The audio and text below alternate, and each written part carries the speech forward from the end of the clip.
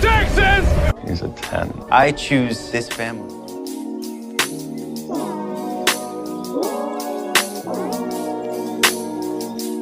Hey guys, welcome to episode 147 of 911 Lone Star Roundup. I'm one of your hosts, EJ, and with me are my lovely co-hosts, Katie and Grace. Hey guys. Hey guys. Today we'll be talking about episode 817 of 911, which is called Something in the Water. We have so much to talk about, so let's get to it. I think at one point they were talking about it being Don't Drink the Water, which I think is what it said on Hulu. So I don't know. Oh yeah. I think it is Don't Drink the Water. I was just gonna say, I was even confused by that, and I'm pretty sure I wrote that. I must have wrote that when I was tired. I was like, honestly, yeah, very on brand. At least Hulu said it was Don't Drink the Water. It was. Yeah. So we have a lot to talk about. A lot of stuff happened in this episode. And so we start out with a scene at the firehouse. They're all starting to sit down for a meal, and Ravi's reaching for food, and Hen slaps his hand and says, and she's like, he's on her like, what? And Hen's like, she's like, the rules. And Chim is like, yeah, ravioli. Nobody likes a bread grabber. Ravioli. Eddie I love the nicknames in this episode. I will say they were top tier. Right. Yeah. And Eddie shows up and Buck is there, and I was like, okay, wait, what Eddie? And then Ravi, it's like, I don't think we have to wait on everyone. And Bobby walks in and says, everyone waits on everyone, Proby, because here at the 118, we work as a family, we support each other as a family, and we eat together as a family. And at this moment, my roommate goes, wait a second, this can't be the right episode. He just died. I was like, it's probably a flashback now that we look at it. And so I love that scene. And so they all dig in, they start talking, and Bobby is like, we've had some full moons on this job, isn't that right, Buck? So they start telling Robbie about the full moon episode from season 1, which, like, oh yeah, gosh, the tapeworm, the pregnancies. Oh my gosh. And they're all laughing and having fun and enjoying each other's company. And then all of a sudden, Buck comes back to reality and he's sitting alone at the table. And I remember seeing a couple of pictures of him sitting there, like they had released early. And I'm like, yeah, I have a feeling he's going to be sitting here reminiscing about the good old days. And it's very like huge, like big difference. And yeah, it was a tough scene, but it was good to see Bobby back. It was good to see Eddie back at the 118, and how they were like treating Ravi as a Proby. So this was like early on Proby days for Ravi. Yeah, I know this was okay. I think this scene was just confusing for a lot of people because like I know like people were talking about this like online, and like for me personally, I was like, ooh, a flashback, and then I was like, okay, Buck's sitting here alone. Okay, this is very confusing. So like, yes, I do think this is actually like a real thing that happened, and he's just imagining this. Yeah. Or like he's saying thinking about it, like, remembering. It's one of those things where like you're sitting in the same spot where you were seeing in the memory, and then you like, I don't know. Personally, exactly. I don't find it all that confusing because it's like, oh, he's just remembering something that happened like a couple of years ago when Robbie was Proby, because he's sitting there alone, and like he's remembering the time when they were all not fractured as a family. Yeah. I mean, I'm not really confused about it. It was just like, oh, okay, what's happening here? Because we've gotten obviously last episode we got flashback. And like, yes, this is a flashback, but it's also Buck having this moment.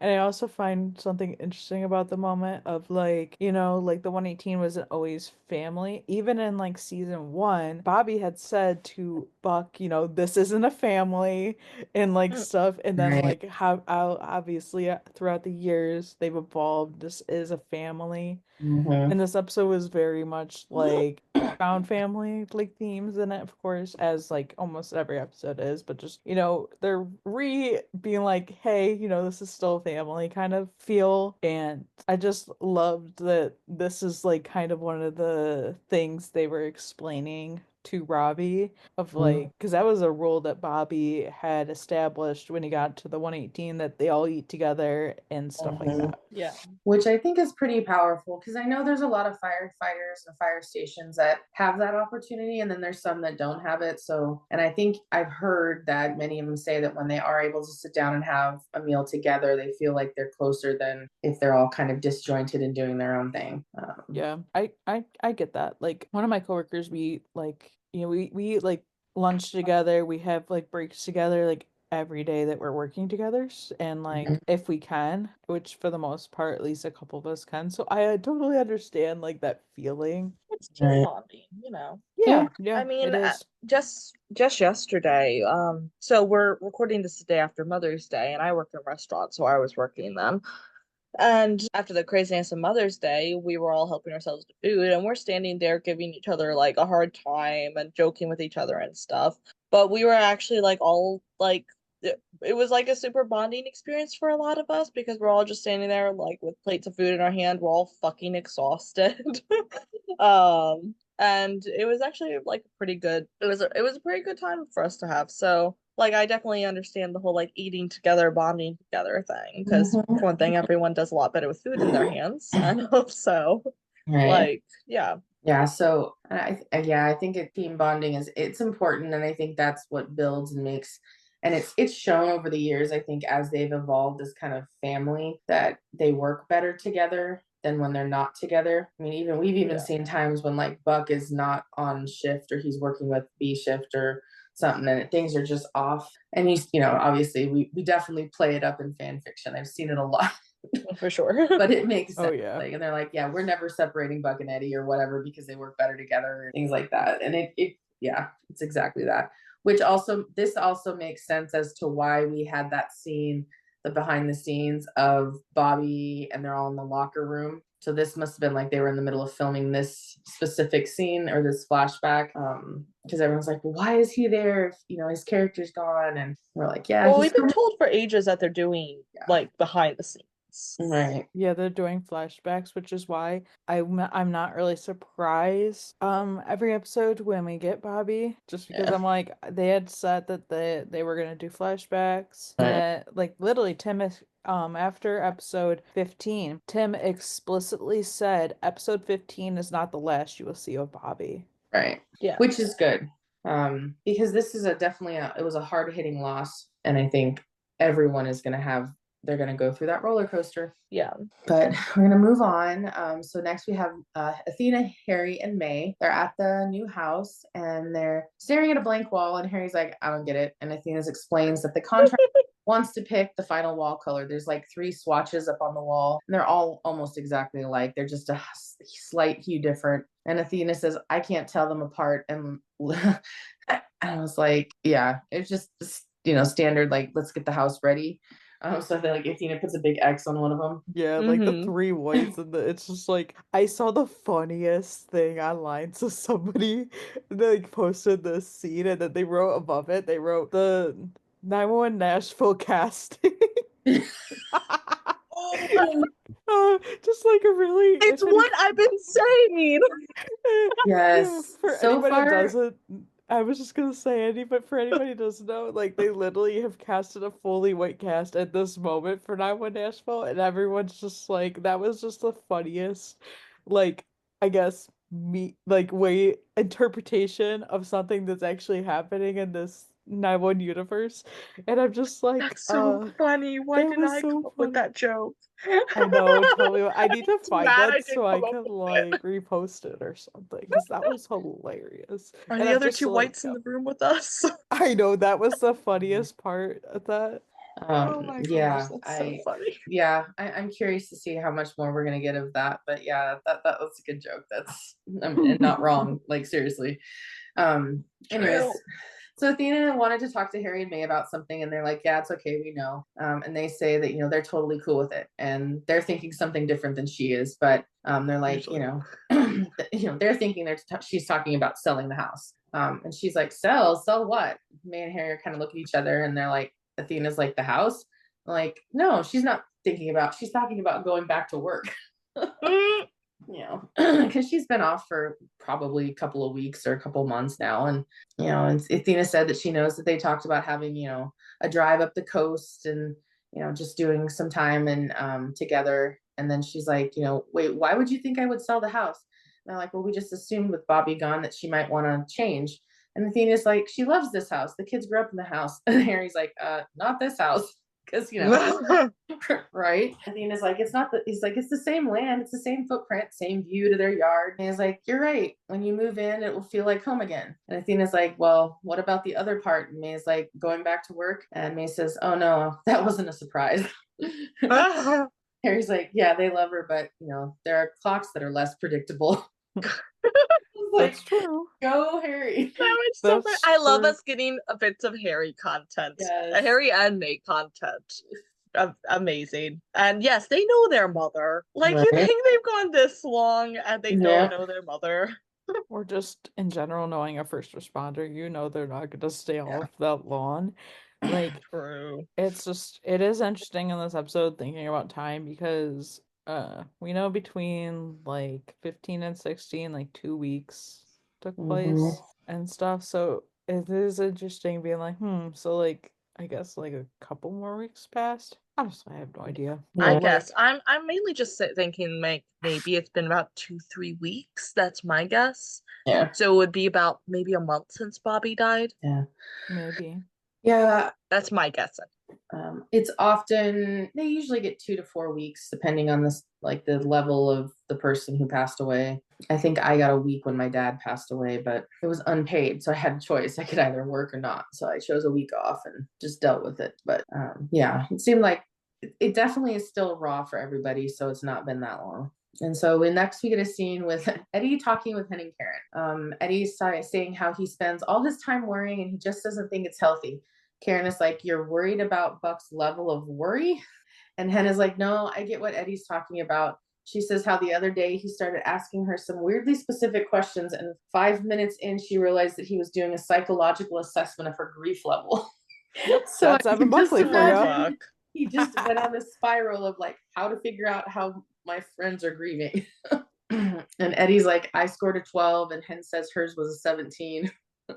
And Eddie says after he got the news, he couldn't remember the last time he had spoken to Bobby, and he looked at his phone and realized it was a text message from like 2 weeks prior. And Hen tells him that he was busy, he was building his whole life in El Paso, and Bobby understood that. And that Eddie says that it still feels a little weird that the last conversation they had was literally a text asking if this was a good deal on a slow cooker. It was not. Which is totally like something he would do. And then Hen asks Eddie how he is, and Eddie goes, he's great. I'm a 12. And Karen is like, well, you're also in our kitchen instead of 800 miles away in your own. So there's obviously something up. And Eddie says he knows that how he knows, and he hadn't planned on staying this long. And then he says, it's been kind of nice being home, spending time with my Aunt Peppa, which is awesome. And then Eddie says that she had a stroke, and Hen asks, oh, how's she doing? And Eddie says, like, yeah, she's good. Karen is like, can we take a minute to notice that you called this city home and not the other one? And Eddie tries to kind of brush it off, but it's definitely a force of habit. I was like, is it though? Because like, is it? I don't really think El Paso is home for you, Eddie. It's a house. Yeah, it's a few things for me because and I feel like this personally, but like home isn't really necessarily a place. Like I always thought, and I still live in my like home area. Home, I literally have lived in the same house for over 20 years. I don't know why I'm saying my home area. I've been in the same place like since I was like 6, and I've also lived other places like when I was in school. Like I didn't live there full time, but like I did live in another city. But home isn't necessarily like a place. It's more like people that make home. And like obviously LA is like Eddie's home. They built a life here. Right. Like Chris lived like the majority of his life so far in LA if you think about it. And like it is confusing. It's like yes, like they're in Texas right now, and like yes, he has family there, but he also has family here. And I'm not just talking about Peppa. I'm talking about, obviously we're talking about everyone, like the 118, everyone. It's so it's tough. It is, and Eddie's like trying to say it's a force of habit, and Karen isn't buying it. Hen isn't either, and she's like, or is it a Freudian slip? And Karen says how Eddie could move back, and she's like, I mean, I hear there might be an opening for a paramedic at the 118 soon. And then Hen's face is like, glaring at her wife, and he's like, why would there? And then he was like, oh, Captain Wilson. And I love that he was being all supportive for her and excited and being like, they made it official finally. And Hen says how the chief had made the offer, but she hasn't accepted it yet. And Eddie's like, congratulations anyways. Which, what else are you going to say? Right. He thanks him, but says that Karen is right and he should come back to the 118, whether she is captain or not. And Karen obviously is like, well, why wouldn't you be captain? And Eddie says how he appreciates that, but she's not the only one that got a job offer. he says how he got the call this morning from El Paso FD. They want him to report at the end of the week. And Henna's like, well, speaking of congratulations, and yeah. So, it's kind of like that. Well, what are you going to do? So Karen asks when Eddie's going to tell Buck that he's leaving. And Eddie's like, I was thinking his new captain could do that. And Hen tells him to get out of her house. That was so funny. That's so like brother and sister right there. Oh yeah. But also very Eddie. He's having a hard time. The last time he told Buck he was leaving, things did not go well. He doesn't want to have to do it again. Yeah. So I just and Buck is definitely going through something. We obviously haven't seen Buck much in this episode yet, but we will. So right after this, so then we see Buck showing up at confession, which Buck is not Catholic. So I couldn't help laughing at the beginning of this episode. Oh, it was so funny. As someone that grew up raised as Catholic, confession really brings back a little bit of trauma for me, just because like being forced to go through confession when I was like very young, and I was just like, I don't really feel like I have anything to confess. This is also awkward talking to some strange man about like this at that age. So I'm just like, oh yeah, this brings back some not so great memories for me. Right. So Buck, opens up his phone. He looks at the how to confess, because he has to research it. So Buck. Well, and That's actually really sweet though. It's sweet, but it's also so Buck. And I don't obviously the weeks have been blurring together, so I don't remember exactly, but there was a mention of religion or faith in a previous episode, and Bobby being a devout Catholic. So I think it was like maybe his way of, obviously we'll see here in a second, it kind of was his way of hoping to maybe connect with Bobby. Right. And Buck, says he doesn't think this applies to him, and the priest is like, so you've never sinned? And Buck is like, yeah, no, I have a lot. Then he says, to be honest with you, I'm not even Catholic. And Buck, then asks, wait, he's like, is it a sin not to be Catholic? It's funny. And then the priest says, so we've got Father Brian is back. The priest says officially, he's like, not since Vatican II. And then he says, why don't we set the formalities aside and cell phone aside and just talk? And then he asked Buck, what brings him here? And Buck was like, I was hoping to get a message to someone, a friend of mine. And the priest is like, this isn't a phone booth, right? Love Father Brian. Yeah. And, yes. And Buck then says, he's like, well, he's dead, and that he came here looking for him, I guess. He then says how people always talk about being able to feel loved ones after they've died, like, in their presence, and he keeps on hoping he's going to feel his, but so far he hasn't. And the priest says nothing. And Buck is like, he's usually the one I'd go to for advice. I'm like, oh, poor Buck.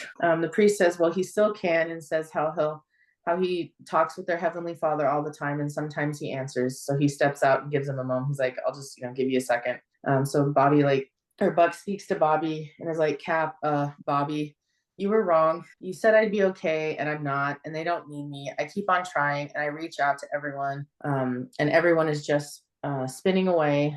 We don't talk. We don't even eat together. Everything is falling apart, and I don't know how to fix it. So I need you to come back here, and I need you to tell me what to do, or I need you to give me a sign. And then you hear like rumbling, and the priest gets back in the booth and asks if he's okay. And Buck is asked what that was, and the priest says it was a 2.0 earthquake out of North Hollywood. And Buck is like, or maybe it was a sign from Bobby.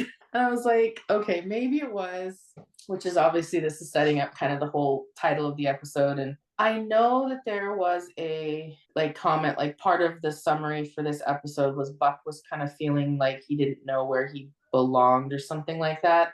So this is kind of definitely showing that.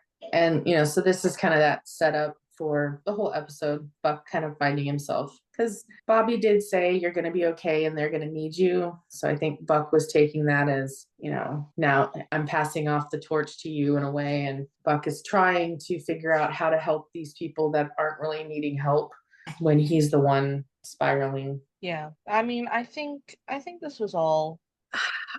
It's rough to see Buck hurting this much. And obviously we all knew he would, and we all knew that he was probably going to spiral down this path. Mm-hmm.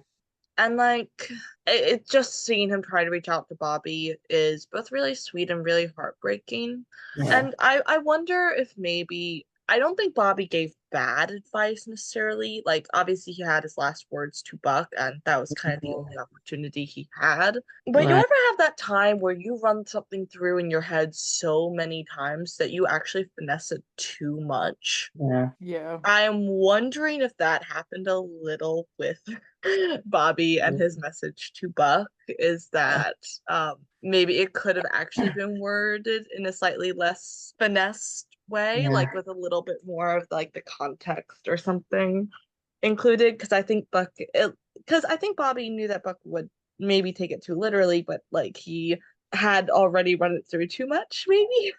And that's all obviously speculation on my part, but Yeah. I don't know. I think Buck has been putting off his grief by trying to care for others. And Yeah. not only is he not able to care for others, but people aren't even really asking him how he is. Yeah.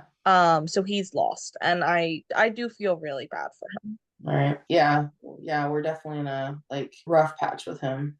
And I think people are slowly starting to see, like Athena said, not Athena, Hen had commented that she realized he was doing a psychological like evaluation on her and, all them. So like I think maybe he's finally picked up on the fact that something was up. But yeah, you're right. Nobody was really asking him how he was doing. Yeah. And we'll get to more of that later. So this little bit of earthquake that they had, which I'm like 2.8, that's like, I could sleep through that.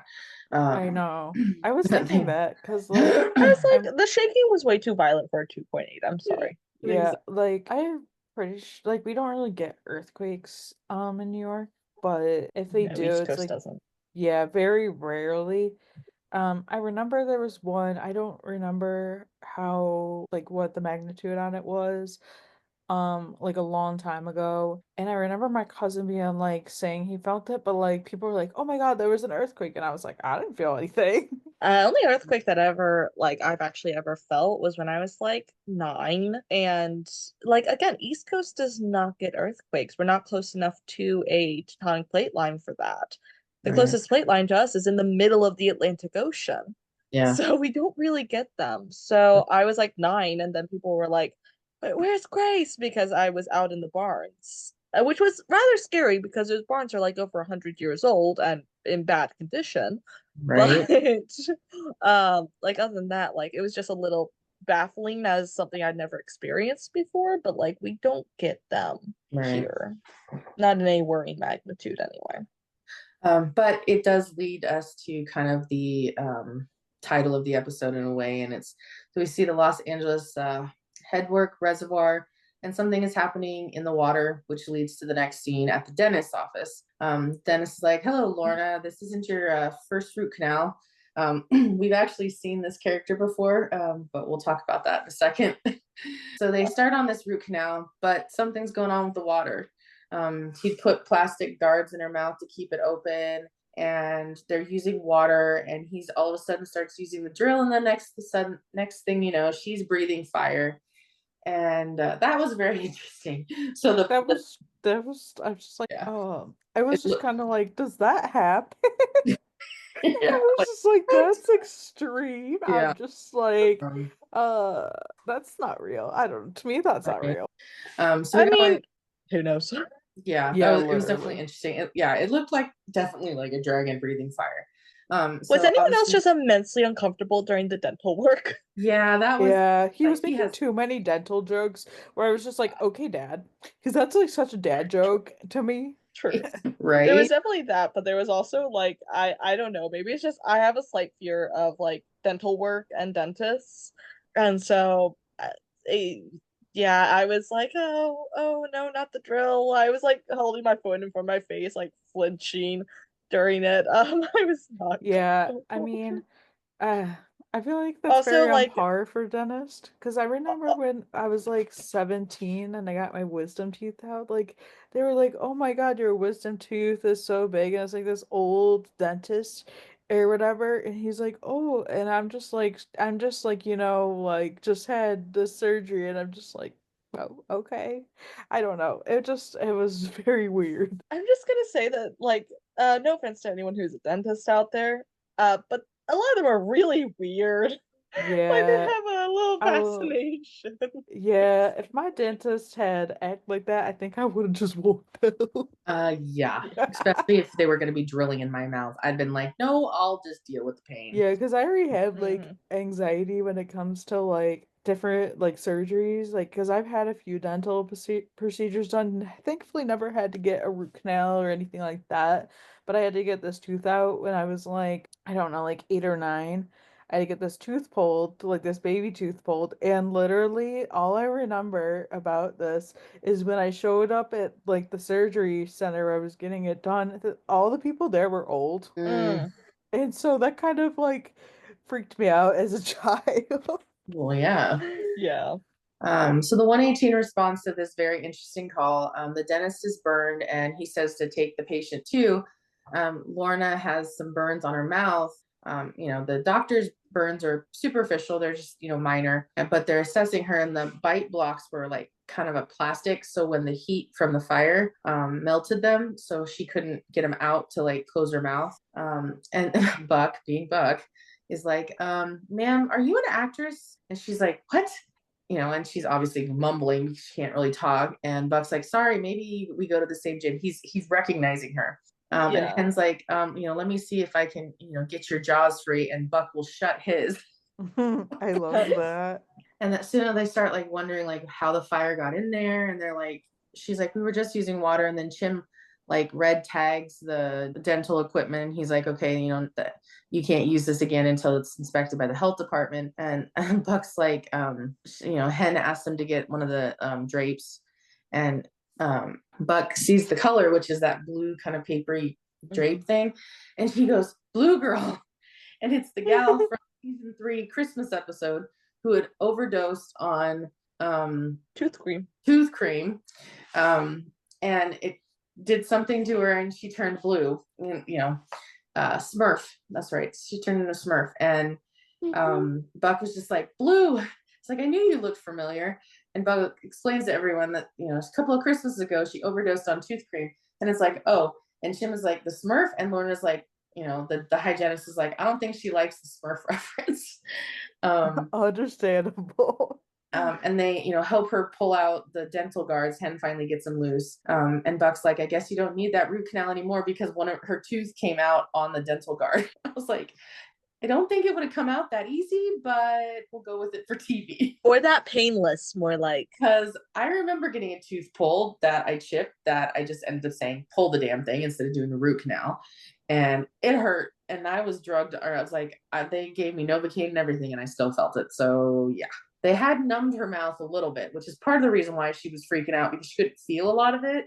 Yeah, that's always very weird. Yeah. So then we get this robbery call, which is it's definitely in quotations because it's really not a robbery call, but it's a familiar face we've seen before. So we're getting so many callbacks. We are. I was like, wow, this is kind of cool. And so this guy's like, finally, I called 20 minutes ago, and this dude has, he's missing clothes out of his washer in a public laundromat for this apartment complex. And Athena was like, I'm here for this. And she's like, so you're mad because someone moved your laundry? And the dude's like, he's a serial offender. And Athena's like, oh, so you know who it is? And he's like, this dude's this little creep that moved into apartment 418. So Athena goes and knocks on the door to find Graham, the cart kid from a couple of episodes back. I don't remember exactly how many episodes, but it was earlier this season, though. I'm pretty like sure 12 or 13, I want to say. Yeah, or maybe it was super recent. Wait, was it? Or no, I think it might have been before the hiatus. Now that I think about it, I think it was before the hiatus because it feels like a long time ago, but it was this season. Yeah, this season feels like 4 seasons long. I'm not gonna lie. That's why I can never pinpoint things. Yeah, and she's surprised to see him, and she's like, don't you work at a grocery store? And he says, it was a mutual exit. And she looks at him in the eye and like, technically he's banned. She's like, so from cart cop to laundry police. And she feels like he's backsliding. Then he says how his therapist says how the cart corral was a trigger and cart cop was a mask, and he's policing others to control his own demons. And then she's like, Graham, if you're reformed, then why was I called for stolen jock straps? And he's like, I'd never steal. And Athena's like, even for justice? And he's like, nope. And Athena's like, even if somebody left their clothes in the washer for hours, and she knows it's him. So he goes off on a rant about it. And Athena tells him he needs to give that man his clothes back. And he says he doesn't have them. And he put them in their rightful place. So then they find them in the lost and found. And obviously they're soaking wet when the guy takes them out. They're like dripping. But you know what? The guy's kind of being an asshole, so I'm not mad about it. Right? Yeah, like Yeah. yeah, like so when I was in school, we had like obviously like we had like washers and dryers in the building. And so like this is like when I lived in like the bigger dorm buildings, like there were maybe like I want to say 10 washers, 10 dryers, something like that. And so like it was a habit where people would like not set a timer for their clothes, and Yeah. they would sit in the washer for like 40 minutes, and people would flat out take your shit out. So like I always had my time, like I was always the person that had their timer for like 10 minutes before, and I would stand in front of the washer just so nobody would touch my stuff, because people would Right. literally Mm-hmm. would throw your shit on the floor, like put it anywhere, and it's just like at that point that's on you. Yeah. Like you're an adult, you need to figure out, how to do this. And like there's like, hundreds of people are living in the same building. Like you gotta like be considerate. And so like yeah, in a sense, like I get it. Yeah. Yeah. Also, by the way, this Graham's from episode 8 of the season. Okay. Yeah. Yeah, that makes sense. Makes sense. So I went Athena, on to Hulu to check. there you go. And obviously the guy is pissed because he didn't dry them. So he walks over with like his dripping shorts and squeezes them out really like right in front of him. And then he's like, next time that's gonna be your head. And Athena kind of de-escalates the situation. He's like, you got a dryer to get to. So the guy gathers up his stuff and goes. And then Athena asks Graham, how many of his new neighbors is he going to turn into enemies? And he's like, oh, that was a backslide, wasn't it? And Athena tells him if he wants to be a changed man, he actually has to change. Which is true. That is true. Yep. So next scene we get is Eddie and Buck. Eddie gets back and he sees Buck putting groceries away. Eddie says, I told you I'd get groceries. And Buck says, he was out and it was fine. And I don't like using the word fine because it means fucked up, insecure, neurotic, and emotional. Mm-hmm. So Yeah. not to ever use that term. And Eddie, makes the comments like, well, it doesn't feel like it's fine. So this is definitely giving a roommate situation vibe that I've had before. It's like, what's going on? Buck definitely has this look on his face, and he tells Eddie that he heard that he finally got a call from El Paso Fire. Buck congratulates him and asks him who told him. Okay, Eddie, like you couldn't have manned up. And then Buck's like, well, let's see. Hen told Chimney that she wanted to throw you a surprise barbecue. Chimney told Ravi, and Ravi called me because he wanted to know if he should bring a gift. So I'd have been pissed too. No, Yeah, Buck was fully in the right to be pissed. Oh yeah. Yeah. And I will say, like, he may not have gone about it the right way, but let's face it, he was in the right to have been pissed the first time about El Paso. So Right. this is a serial thing. Yeah. So Eddie says he was going to tell Buck, and Buck is like, yeah, but you didn't, did you?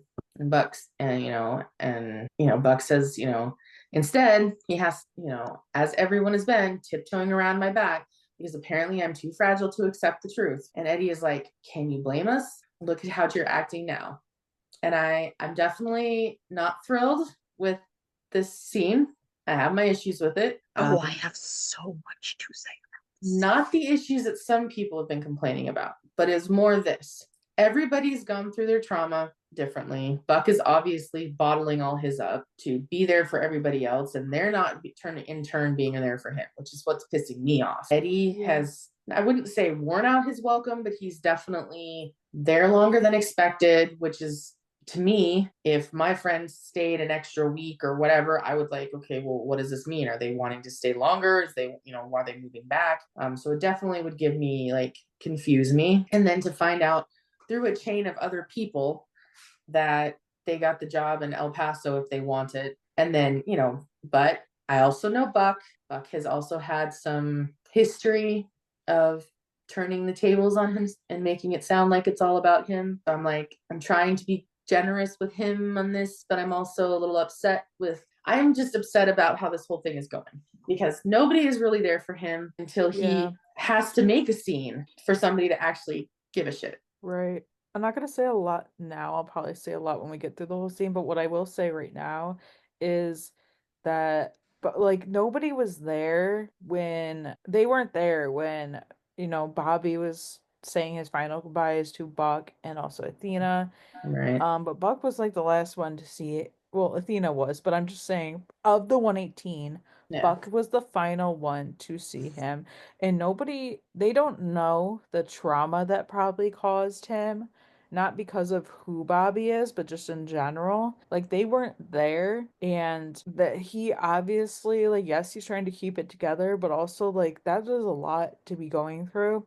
And also, I've been in the situation where I have had things kept from me, like health wise. I've had people like keep things from me because they thought I couldn't handle it, and that not only does that like hurt, but it also like pisses me off because I'm just like really you couldn't have told me like you thought that like I was gonna act a certain way or I was going to feel a certain way or whatever it was. And so I get that feeling of it too.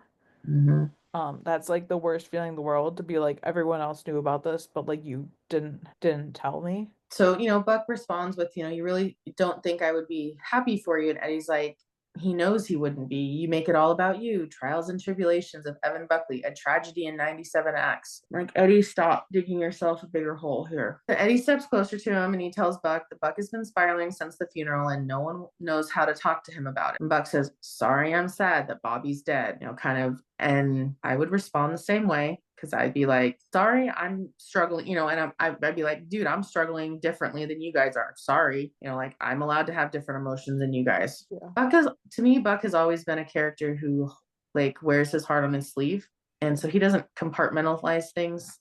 And some people, compartmentalization is not easy. Some people can't do it. And Buck can in some ways, but sometimes he can't. And I think this is one of those situations where he definitely cannot. And so Eddie gets in his face a little bit and points a finger at him and says, you're not the only one that lost him. We all lost him, and we're trying to do our damn best to get through it.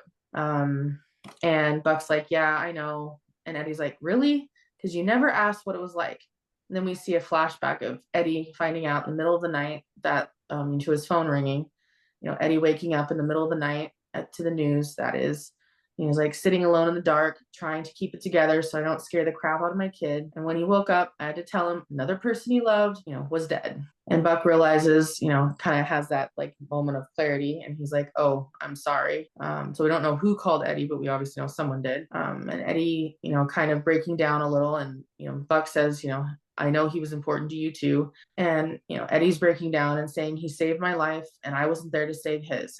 And part of me will always wonder if I was there, could I have made a difference? Buck is like, you don't think I did everything I could to save him? And Eddie says, I don't know, Buck, I wasn't there. So then Eddie walks out and Buck is just standing there alone. And this was tough. Yeah, it was. It's like so many emotions in this scene. I'm at least glad that they showed like how Eddie found out, because that was something they said was going to be off screen. So I know a lot of people are like, they said this was going to be off screen. So did they put this in this episode because of like the backlash they got about it being like completely off screen to show a little bit of it? I honestly don't know. But that was interesting. And like, I don't know. There's things I like about this scene, but there's also things I really hate about the scene. I don't like that they're pitted against each other once again. I don't like that. I get both feelings and both sides of things, but I don't like that that's how this scene had to go. How like them having this conversation had to be like Eddie getting up in Buck's face. Right. And I'm also like, we haven't really seen how Buck is acting around everyone else. So there's Right. almost like, It's hearsay to some of us. yeah, that's how I feel about it. Because I'm like, we're not seeing any of this. So I don't know, like, from obviously last episode was a funeral, and then we haven't got anything in between really. So it's just like we're only hearing what Hen is saying and what Eddie is saying about how Buck's acting. So honestly, I'm just like, I don't know. I don't. Yeah. I don't know what they were trying to do with the scene. Yeah. Same. But they got a reaction out of people. I will say that. And this was definitely to me reminiscent of the grocery store scene. Everyone was saying that. Yeah, I see it. Because Eddie had to get into Buck's face.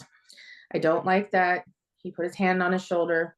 I do not believe that Eddie would have hurt Buck in any way. I don't think that was where it was going. And I also know that in many other past times, when Eddie puts his hand on Buck's shoulder, it's a grounding thing for him.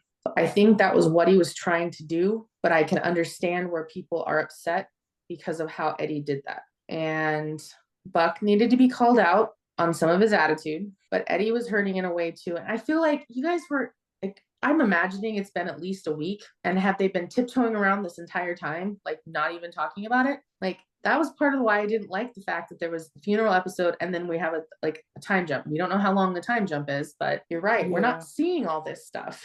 And now we're just getting hearsay from Hen and other people about how Buck has been acting. So could the fans have maybe weighed in and had their own opportunity to see Buck and see how he's doing or what's going on? So I have my own thoughts on it. I'm going to keep some of that to myself because I'm just not going there. But I also know Grace wants to say stuff and I want to hear what you have to say. I'm not going to be as gracious as you guys are.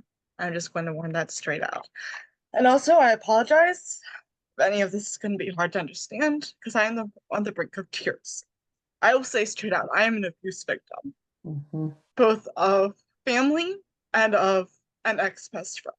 I'm not mincing words. And he did not get in Buck's face. He acted like he was going to punch him, and Buck flinched. That scene was extremely triggering to a lot of abuse victims, including myself. And I did not realize how much it triggered me until just now. So pardon the tears. Buck did nothing wrong. And there's not a lot of times I have gone into something where I don't think Buck could have handled something better or something like that. Like usually I have hey, Buck probably could have done this or he could have. No, he did nothing wrong. He was rightly upset that he was excluded from his supposed best friend not telling him about another major life change. Yep. But even then, he handled that really well.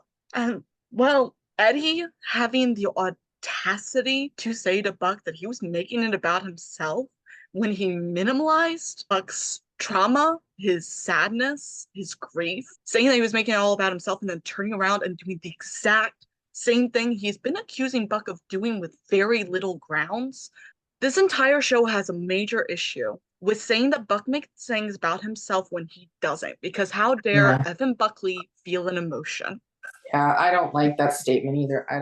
I think it's been brought up too much recently, and I'm like, I think it's bullshit. It's bullshit. And it is. I think it is awful. And sorry, I'm trying to breathe through that right now. No. Sorry. No, you're okay. Trying to figure out. No, take your time. No rush. So, sorry, I did not know it affected me this bad. So I had an ex-best friend, his best friend at the time, who physically assaulted me. And that is not the sole reason why I dropped them, but that was the trigger for why I ended their presence in my life.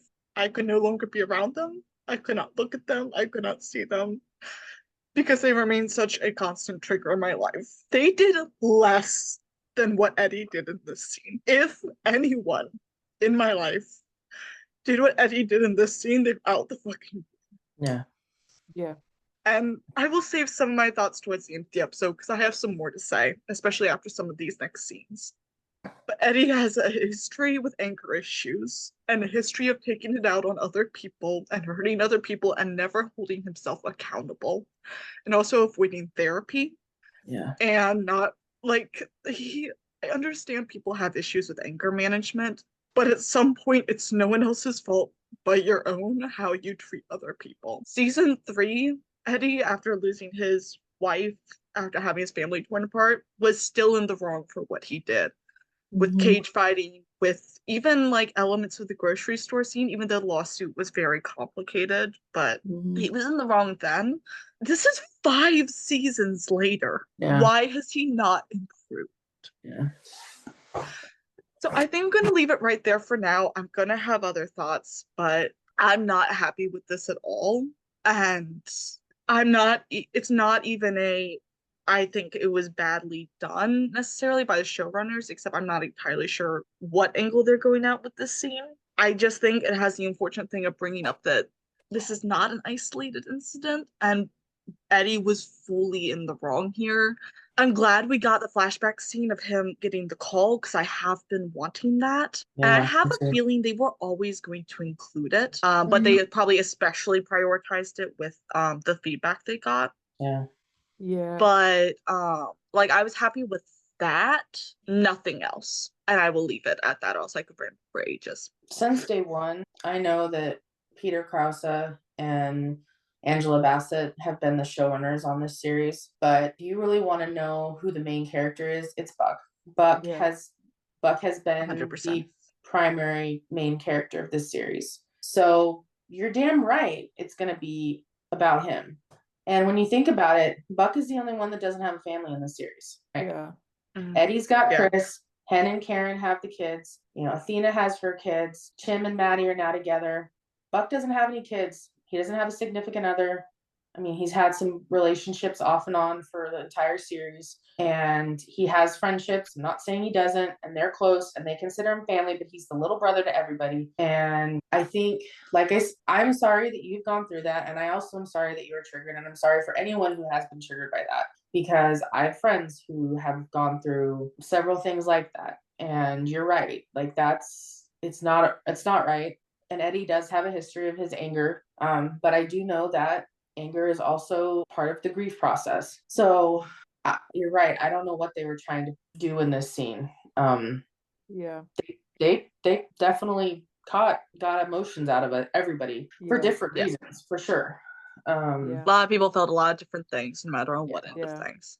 And you're right. I'm glad that we got the flashback. And I know Katie had mentioned wondering if it was specifically put in there because they got the flack, but I'm glad that they for whatever reason they decided to put it in there. I'm glad that they did. Yeah, for sure. Yeah. I don't know. This scene still confuses me because mostly because I just don't know what they were trying to achieve with all this, because the scene was just very sloppy. Yeah. That's a really bad way to put it, but it was sloppy. It was messy. It was exactly. That's how I felt the whole episode was, but yeah, true. There's also that. Yeah, I did not like this episode. There was a fair amount I liked. Unfortunately, the stuff I Yeah. did not like overshadowed a lot of it. Yeah. I think it was I felt it like it was one of those let's throw this in there as a filler episode. It's kind of how I felt in some ways. Not to say there weren't good elements to it, but this scene is one of them that I'm like, I could have done without this.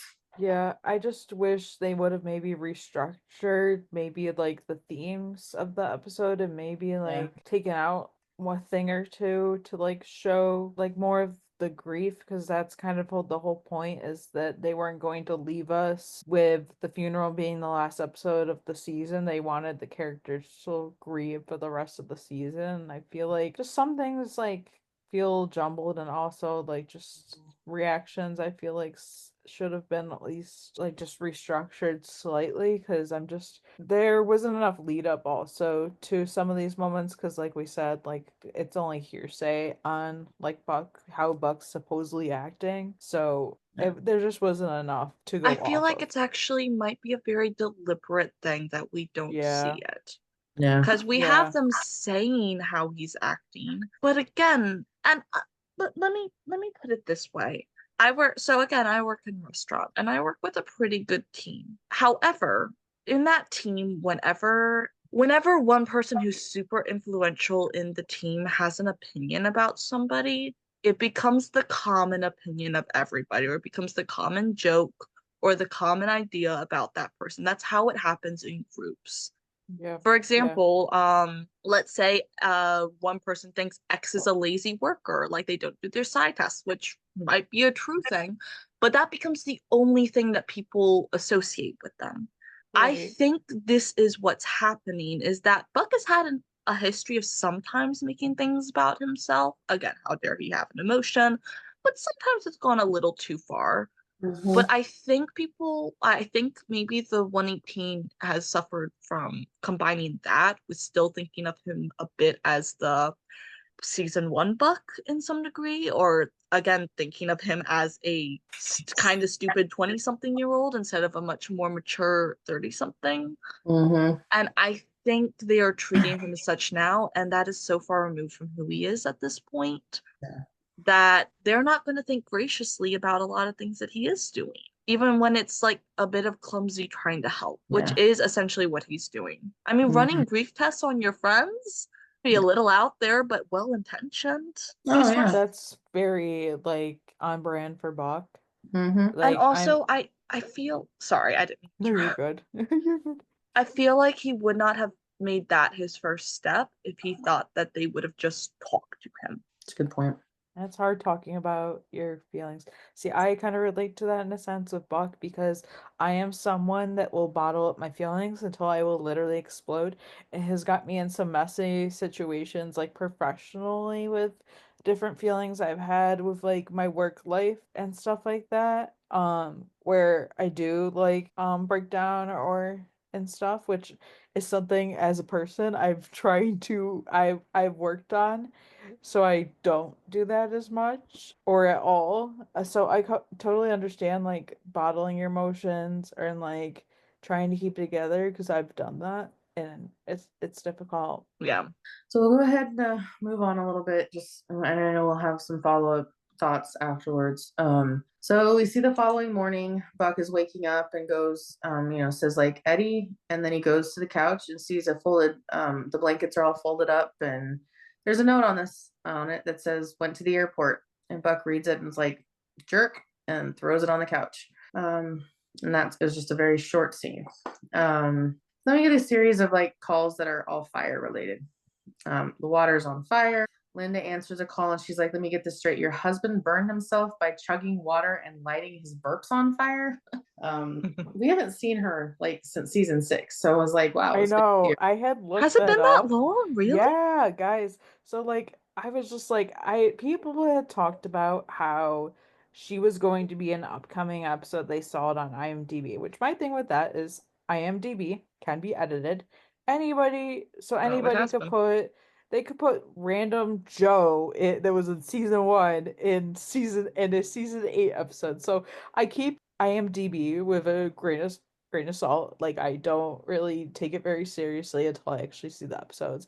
And then she was in the episode. I was like, oh hey, that's Linda. And so I was like, I went on and I was like, okay, what's the last episode she was in? And it was like some episode in season 6. And I was like, that's crazy.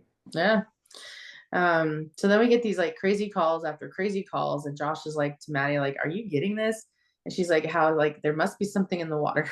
And then we see a news report that says like there's methane in the water because of the earthquake that happened yesterday. Methane can bubble up and it somehow got exposed to the water system, and a certain area of LA is now affected by this. So basically there's methane gas in the water, and so using something like a dental drill or a lighter or a barbecue next to a water source is not doing well right now. And then we see Josh, he's like, and this is why I don't do tap water, and he's drinking out of a bottle of water. I was like, I love you, Josh. We love Josh. Yeah. It's also good to see Josh. It's definitely not been as long for him or anything, right. But like it's good to see Josh all the time. Yeah. So we see this woman, she's running her bath, and she's trying to relax, and she's doing like this, I'm gonna relax. She's not answering her work calls. I'm tranquil, I'm peace, I'm tranquil. Yeah. Talking through it. And then she's trying to light her candles. And then there's running water and it causes an explosion. So she calls 911, says her bath is on fire and her house is catching on fire.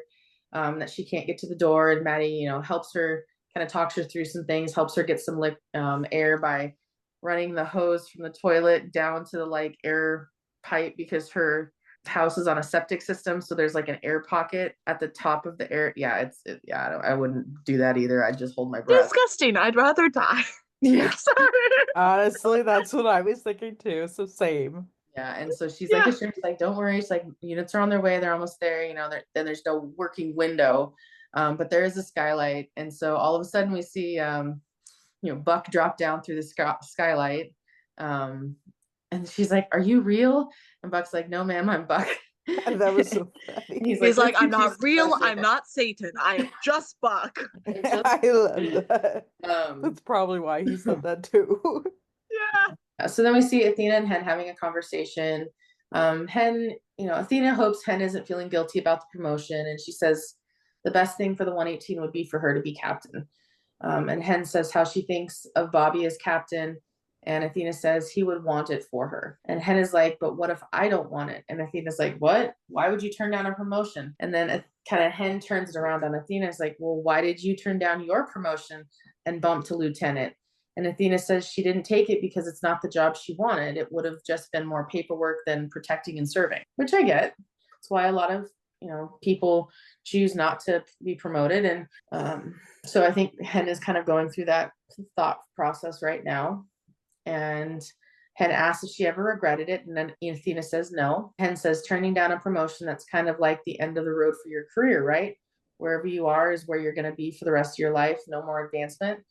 She asked if she ever felt stuck, and Athena's like, "Well, I didn't until now." So we hear the door unlocking, and Hen thinks it's Karen, but then we see Chim. It ends up being Chim with the kids. Hen asks what happened to the movie, and Chim's like, "Well, you know that expression, beer before liquor, never been sicker? We'll just substitute the beer and liquor for nachos and cotton candy, and you get the idea." So apparently Mara had gotten sick at the theater. So she goes in and lies down, and then Harry and G say hi to Athena, and Chim says hi and that it's good to see her, but Athena just kind of stares at him, and then she tells Hen that she's like, "Yeah, I'm not feeling the greatest either," so she'll call Hen later, which was her way of exiting, so she doesn't have to deal with Chim.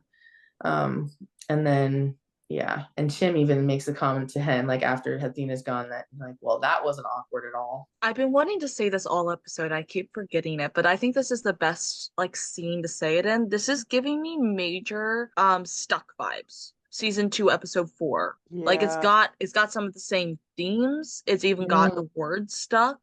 Yeah. And Stuck is one of my favorite episodes, so clearly there's a lot of differences in there, but it's still I think we are revisiting a lot of those scenes, and I think that maybe if they hadn't used the title Stuck before, it could have applied to this one. Yeah.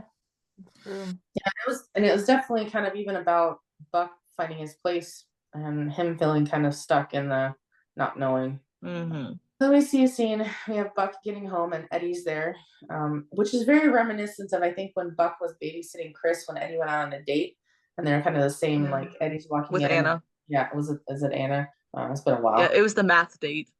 Ah, yes, okay. So Buck sees Eddie and he's like, "I thought you went to Texas."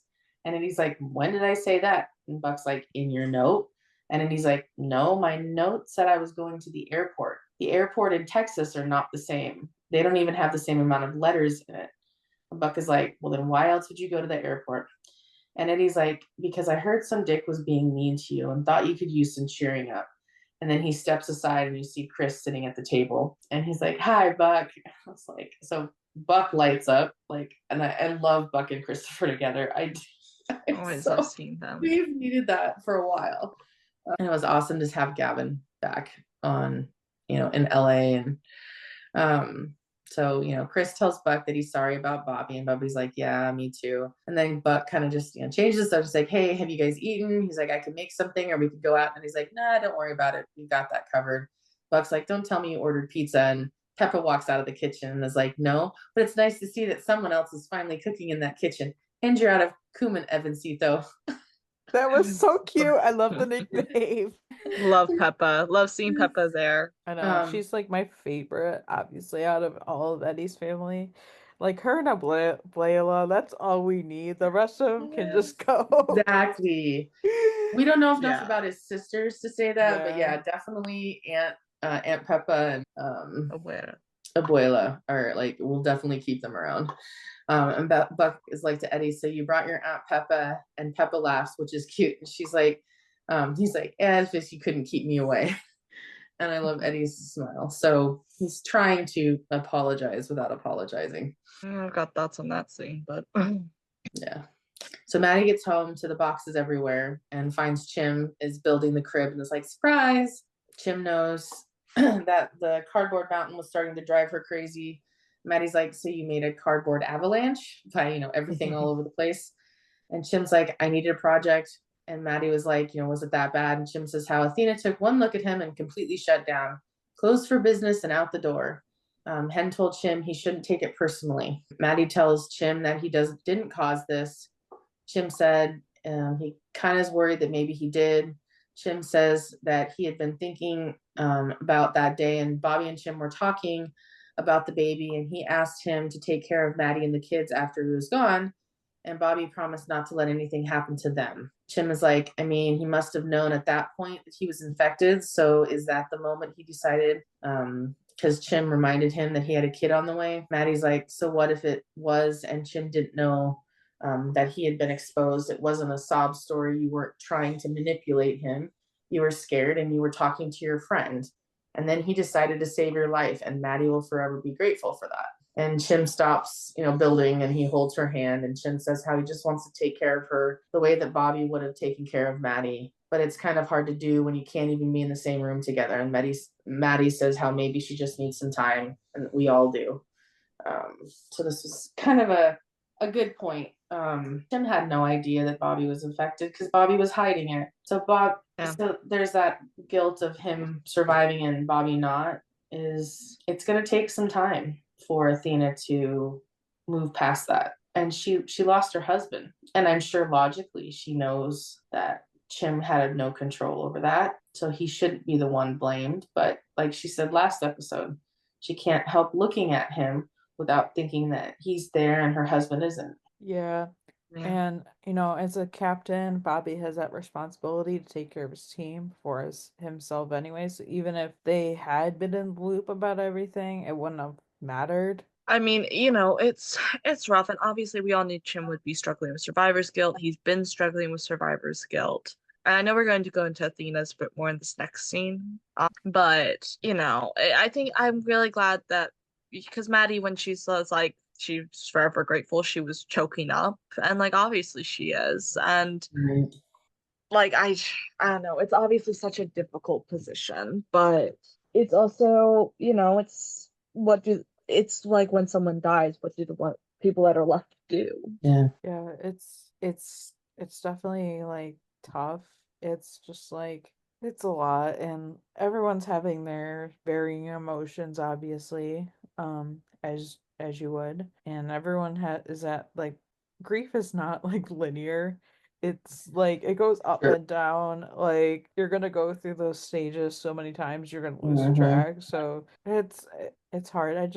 I feel for everyone. It's really tough. Yeah. So next we get a scene where Karen is at Athena's. She's looking at the white splotches and she's like, bold lack of color is a comment made. Yep.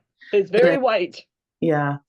And Athena's like, sorry, bottled water is all she has right now. And Karen's like, water's great as long as it doesn't explode. Karen says how the place looks great. And Athena's like, thanks. And says how it's finally coming together. And in a couple of weeks, it'll be fully moving ready. And then Athena's like, well, then of course she has to decide what she actually is moving in because she still has a lot of stuff to replace. Karen is like, well, then let me help you get started. And she got her something. And Athena's like, oh, you didn't have to get me anything. And Karen says how it's nothing big. And Karen says how she was going to give it to her the other day, but by the time she got home, Athena had already left. And so Athena opens it, and Karen had kind of moved away, so she was kind of not right next to her when she opened it, but she was kind of watching her as she opened it. And it was a picture framed of the 118 at Hen and Karen's vow renewal wedding. Karen says how she remembered she had asked for a copy for the old house and figured it might be a nice memory for the new one. And it's got Lucy, Buck, Eddie, Ravi, even though he's not pictured in it. That's the one thing that irritates me about that photo is every damn time he's next to Lucy on the very end and he's cropped out. And I'm like, you couldn't have just photoshopped it so Lucy was cropped out and not Ravi. Right, because she's not in the show She's anymore. not even in the show anymore. Or even just, I don't know, get a bigger picture frame or something. Right, like, or that. Literally, because there's a couple seasons ago, I want to say. Lucy was valid in there, but like... Yeah, like there was a couple of seasons ago where that picture was on somebody's fridge. I can't remember who exactly. Maybe it was Hen and Karen's. Anyways, but like that picture was on there, and everyone was talking about how like we know Robbie was there, but he's totally cropped out, and it's just like, what the heck? Right. I love Robbie. I Same. love Ravi. He's so great. So Athena kind of looks at it for a minute, and you see Bobby standing next to Jim, and Athena comments that she doesn't blame him. She really doesn't. It's just that whenever she looks at him, she sees the man who isn't there. He's alive and Bobby's not. She knows that that's not fair. Karen tells her that she's grieving, so fair can go mind its own damn business. And I'm like, Hell yeah, Karen. I love that statement. Yes. Mm-hmm. And so Karen says how they just want to be there for her and tells her that she doesn't have to do this alone. Athena says, well, maybe I should. She says how because every time she looks at him, she gets angry. And she's pretty sure that every time he looks at her, he feels guilty, which is not wrong. That's where they're at right now. And Athena says Hen and Karen, that she's, says that Hen and Karen kind of feel caught in the middle because Hen and Athena have been best friends for a long time. And Karen says how Hen loves them both and that she's just afraid that this rift between the two will eventually get too big to repair and that she doesn't want to lose Athena too. And Athena says she won't. Athena's like, the best thing for everyone is if Chimney and Athena keep their distance for a while. The only thing that they need to be to each other for now is professional. Karen is like, okay, she gets it. Athena says that she will call Hen and tell her that she still loves her. And Karen is like, good, that'll make her feel a lot better. Athena thanks Karen for coming by and thanks her for the gift. And Karen then says, it's like, when people come over to our house and they always ask about that picture, wanting to know who's in it. And you know what she's like, I never say that it's Hen's coworkers. We always say that it's our family. That was my favorite line of this whole damn episode. Like that was such a good like testament to the 118. I love like the theme of that. Like found family is like one of my favorite themes that 911 has. So the fact that she said that really just spoke volumes. Yeah. Yeah. No, I loved everything about this scene.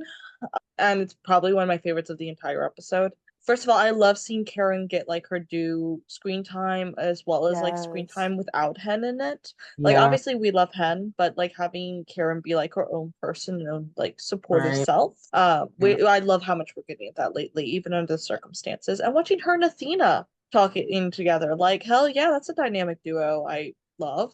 Yes. And clearly they've known each other for ages since Hen and Athena are great friends as well. So I loved every bit of this, the family bit, even them just talking about Chimney and everything else. Yeah, no, I loved everything about this scene, honestly.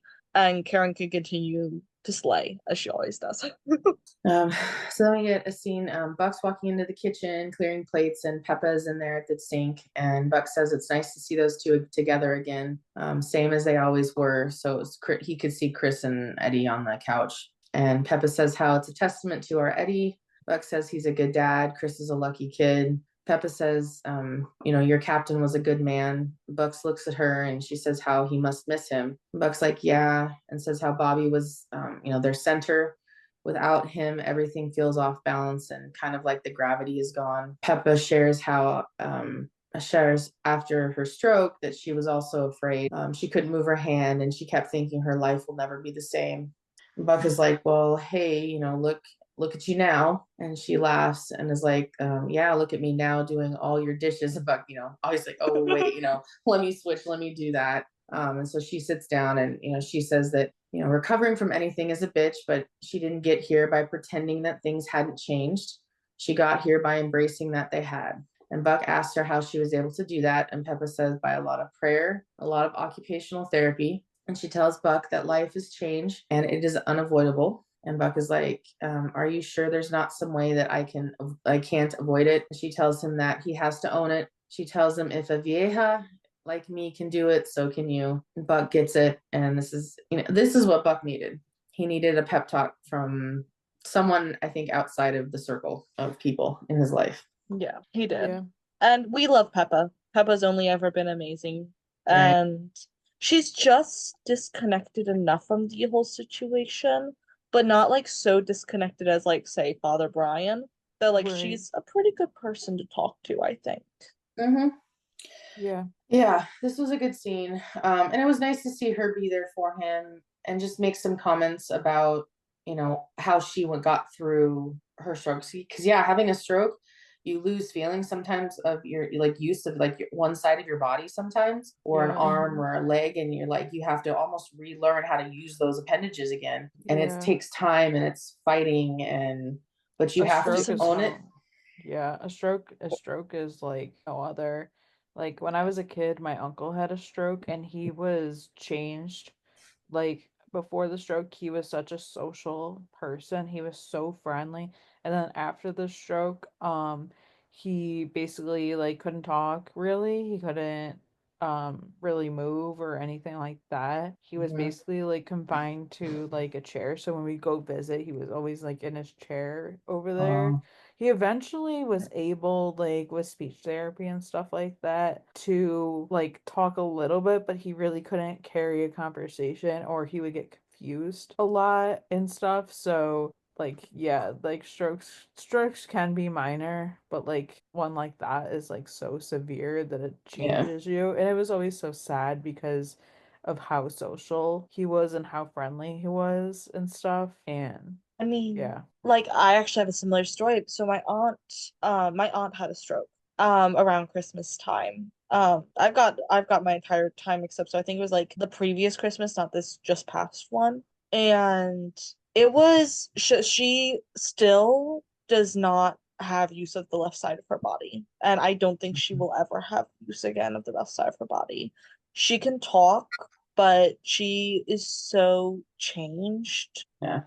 just personality wise, and also like it doesn't help that at the same time she has dementia, which Mm, wasn't really as noticeable before the stroke but has gotten a lot worse. So some degrees to some degree she thinks she's 20 years old again and that her mom's going to come pick her up, and her mom's been dead for 30 years.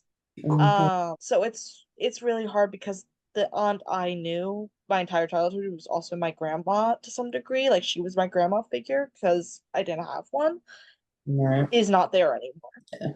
Like she's completely changed and she's not gonna change back. And I think I reached like that, like I reached my peace with that. But like what I've never fully been able to like settle in enough to like go visit her much is that she doesn't know me. Yeah, Um, yeah, so it's tough. strokes are really rough, and sometimes you can recover from them, like Peppa, and sometimes you Right. can't. And I think there's always something just a little bit altered because again, it's something that happens in the brain. Yeah. So, you know. Yeah. It's tough. My mom had a stroke in my arms. That was not fun.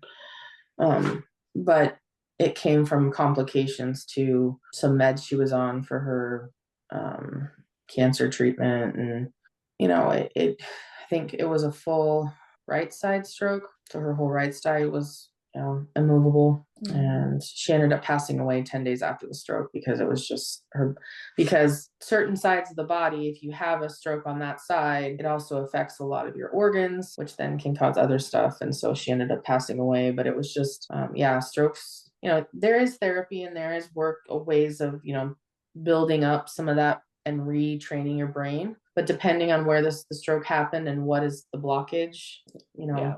Peppa is very lucky, and I'm glad that she was there, and I'm glad that she was able to kind of be a sounding board for Buck in a way in this situation. So yeah, so then we see a fire call. So there's all available fire companies get a call that there's a 20% involved fire at a commercial building, and it's a recycling building. There 118 arrived. Gerard is trying to get info about the building from dispatch, and it's a recycling facility, and there is a building near it or attached to the building that's on fire that's all for batteries, which can cause explosions if it gets the fire gets to it. And so they're asking about the water supply, and if it's contaminated before, unfortunately they start using the hydrant water before they realize that it's contaminated. So then they're basically, you know, putting fire on a fire, which is not good. And who said what morons doing or something like that, or I don't know. It was yeah. Yeah, I think it Gerard. was both Buck and Gerard. Like where they were Yeah. both like, wait a second, what's he doing? What's that moron Right. doing? Yeah, because In this Yeah. case, I fully firehouses agree. responded. Yeah. Yeah. Yeah, because they were like all available units respond. So Gerard calls to shut it down, and Hen yells, "The flames are jumping!" And Chim says it's like a tinderbox. And Gerard asks dispatch where he can get water from that won't explode. So they start using the fire trucks, whatever's on the fire truck, because they weren't in the area that was affected by the water when that was filled. So they can use that, but that's only so many. So then they build, between Maddie and them, they build up this relay of different firehouses, stopping at different points along the way to get to the water that's safe to use. I thought that was really cool how they worked it together, and like the 217, the 133, the 121, the 130 something else. There's like 5 or 6 houses. Yeah, so that was really cool. And they finally get there, and they're only like 10 feet short. So Buck like brings the 118 hose over, and it was really cool how they worked out. Finally get water on. That's the water's putting the fire out and not making it worse, which is good. So we get back to the station, and Ravi stops Chim and Hen and hands them each a paper and tells them Gerard wants them to fill these out. They're satisfaction surveys about his leadership. And I just like, oh shit, no, not like again. really. I would be like 10 out of 10 would not recommend. Right. Yeah, it sounds like he's been like just in the background during this entire thing. Like obviously we've not really gotten a lot about him since Bobby, I'm which okay I'm with glad. that. I know, I'm fully glad about it. Mhm. But like at the same time, none of them want him to be there, so I think they're all just gonna like give him terrible reviews. Yeah, this literally reminds me at work when, I don't know, maybe like once or twice a year, where we will get a paper that's anonymous, and they will be like, "We would like you to fill this out about your leadership." So like my team leader and my actual like department manager. And they'll be like different questions they want us to fill out. Then they want to be like, how can they improve? And then like the HR person has to type these up so they don't know who wrote each one. And I'm just like, I hate this because I really wish like after like yes, I think it's a good thing to be like for leadership to like be like, hey, like here's this to improve because I as people we should all improve, but it's just like kind of one of those things where I'm just like, I don't want to write these things down. So Chim makes a comment about how he can't wait until Hen is in charge again. And Hen says she isn't going to be. She says she called Chief Simpson that morning, and Chim asks why she would do that. And Hen says that she doesn't want to be captain, and says that she's not good at telling people what to do. Chim looks at her and like kind of gives her that like what, and then she's like, "I'm not." Just how she tells him, like she's like, yeah, she can tell people what to do, but then she ends up stepping in and doing it herself. So she's like, she doesn't feel like that's like good for a captain, because they have to be willing to be hands off. Like they have to delegate and do it. Let other people do it. And Chim says how she can be a control freak and a captain at the same time. And Hen tells him that she would rather be a hands-on paramedic and then go home and be a hands-on mom and a hands-on wife. And she thinks Bobby would understand that. And Chim says, yeah, he would. But me, on the other hand, and the bells go off, and Chim says that how he's going to need some more time. Because as of right now, if Hen turns it down, which she has, Gerard will probably continue to be captain, but we don't know. Things may change. I'm of the opinion she might change her mind like over the building collapse, but otherwise, I don't know. I'm Yeah. not sure what's going to happen. Again, she's like the only person I want to be captain, so I'm not really sure what else there is if she doesn't. But as long as it's not Gerard, Yeah. we're For fine. real. Yeah. Actually, I have a don't funny know theory what that they're my gonna friend do with texted that. me the other day. I'll tell you guys about it at the end. Yeah, I really don't know what they're gonna do because, like, I could understand, like, after our loss, not wanting to, take on that role. I can totally understand that. So I'm just like, I also don't know where they're gonna go with the storyline. Like, are they going to be like Hen's like, I don't know, and then she changes her mind, or are they gonna go with somebody completely different that we still know? I don't know. I haven't really thought about it much because I'm just like, I don't know. In a sense, I'm just taking in these episodes and seeing what happens in a Yeah. sense. I don't Yeah, know. so It's gonna be interesting either way. it is. Yeah, so then we get this news report talking about how the methane is dwindling and that they're working on getting it out of the water. And they're like, once the lines are fully purged, they'll be clear. So things are getting resolved. And then Athena shows back up to the apartment complex for the stolen laundry again. This whole thing, and this dude is, fighting with Graham in the laundry room, and Athena has to walk in with him and talk to him. And it's just like, I think it was about his girlfriend's panties or something. So it was like something, and they're Oh calling yeah, it him. was her thong. Yeah, like, oh my God. Yeah, Ugh. this scene Yeah. made me cringe because so weird, but like I do not, there's some words, and that's one of the words that just gives me the ick. So I know it's Came Yeah. up really, with that. That's all I'm going to say. Right. I know, and I'm just like, I don't know, it just gave me this whole scene, gave me Right. the ick. I'm like, we're really Yeah. still fighting over clothes and like Also, the girl was undergarments. like, "No, it's fine." Like she was Yeah. literally She trying to literally did calm not down her boy. care. Also, like, girl, take that as your sign to leave him because he has issues. Yeah, Yeah, exactly. literally. He Um, has issues, and they're gonna become yours one day. right. So Athena walks Graham out and she's like, can I take you somewhere? And he's like, what, to the movies? And her face like, no. And then she's like, no, to like your parents. And he's like, yeah, we're still not speaking. And Athena tells him that maybe he should start. Then Graham gets an idea and says the thong is in the lint trap, how he thinks of that. So then he's like, runs off to go back to the laundry room to like find it for them. And she's like, where are you going? He's like, I'm going to go clear my name because he doesn't want this to be, a problem. And Athena's like, yeah, you could tell she's like, oh my God, just like give me patience. So then she goes outside and gets into her cruiser, and she's like about to tell dispatch that she's ready and fine and can go off to the next call. And then there's an explosion up above her.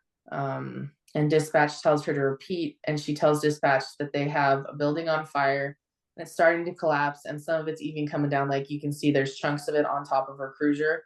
So then dispatch asks her like what that was, and Athena gets out of her car and is kind of in shock, and like she's looking at stuff. And dispatch, asks if she needs backup. And Athena's like, yeah, send everybody. And that's the end of the episode. And I'm like, oh, because I knew there was going to be a big emergency. So this, I think, is going to be the collapse like emergency that we're coming like to for the finale.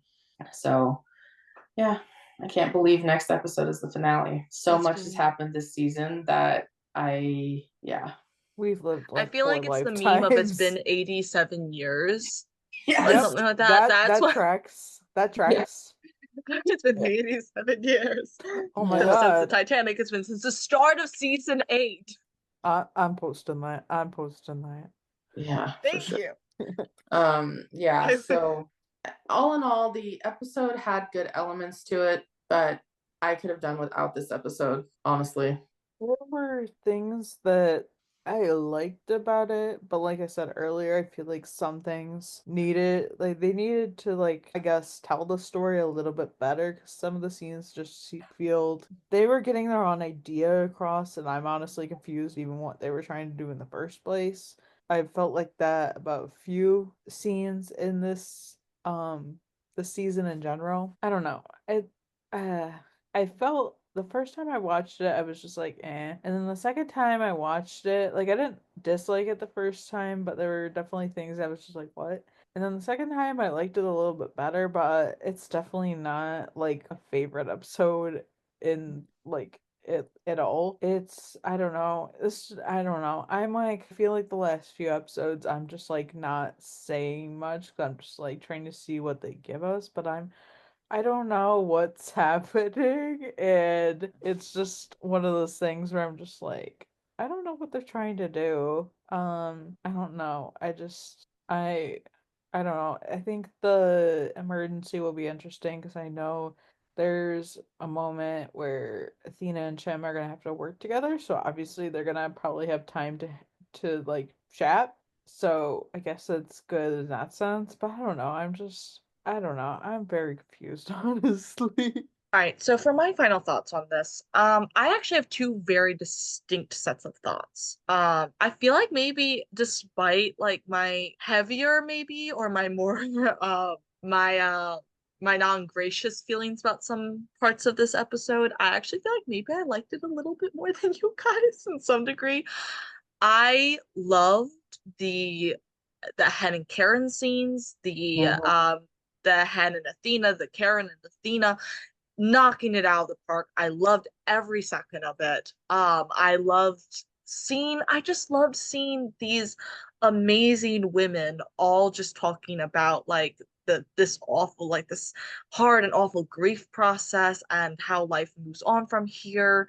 Obviously, I want Hen to take the captain's position, but even just talking about that, and I loved having the callback to Athena and her turned down promotion, which I almost feel like is another reason I really want Hen to take the position, is I kind of, again, career advancement, please.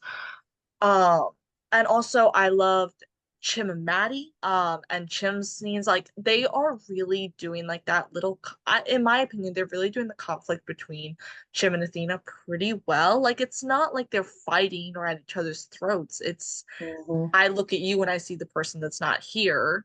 Right. And he looks at her and he sees that he's still alive and not like that she's missing the person that should be by her side kind of deal. So like in that part, I really did like this episode for those reasons. And then we get into the reasons I didn't, which I spoke a lot about my feelings with the Eddie and Buck bits earlier, but we did have a couple scenes since then I did want to categorize my thoughts of. I loved that Chris and Peppa were there. I loved that we got to see them. I love that Buck got his talk with Peppa.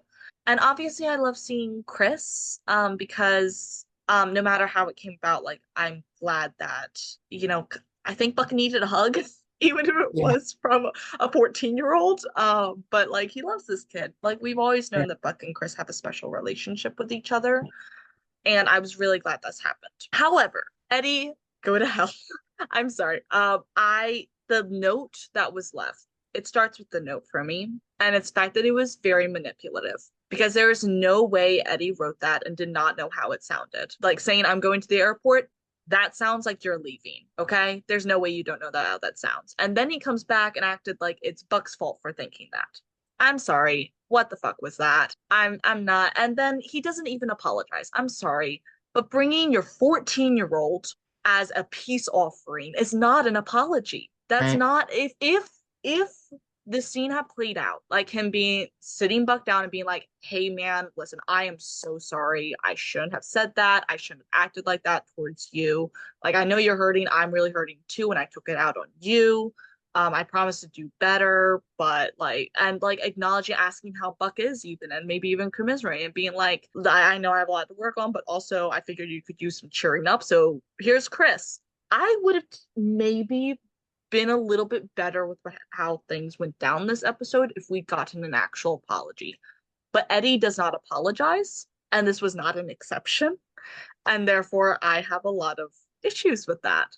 And I did want to be like a little bit more vulnerable this podcast episode, because I can actually relate to Buck in maybe eerily similar ways. About a year, almost 2 years ago, I lost one of my adoptive dads.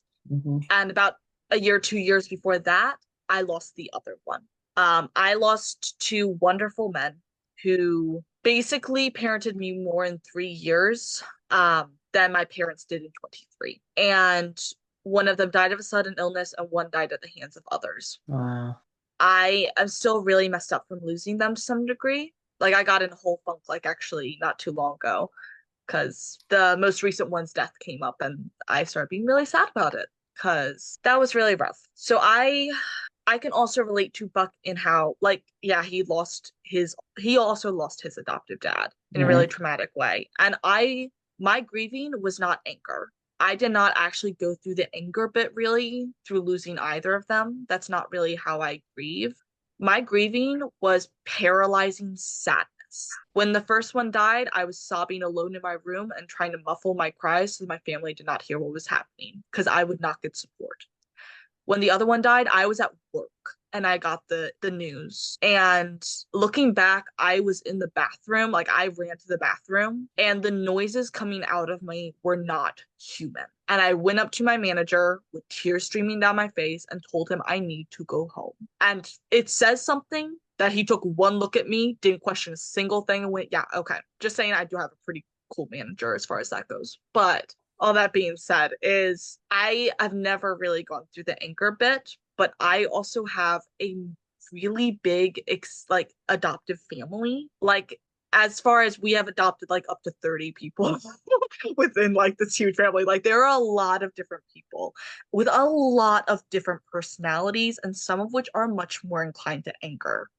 And there were definitely people going through the anger bit of this grieving process.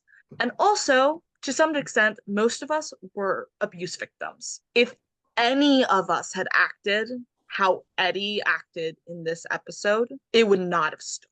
I'm just saying, it wouldn't have stood. And again, grieving is different for everybody. And I'm not going to say people are going to be perfect in their grief. And I don't want to pigeonhole that. But I really think that writing this off as, oh, he's just grieving, is actually really kind of irresponsible.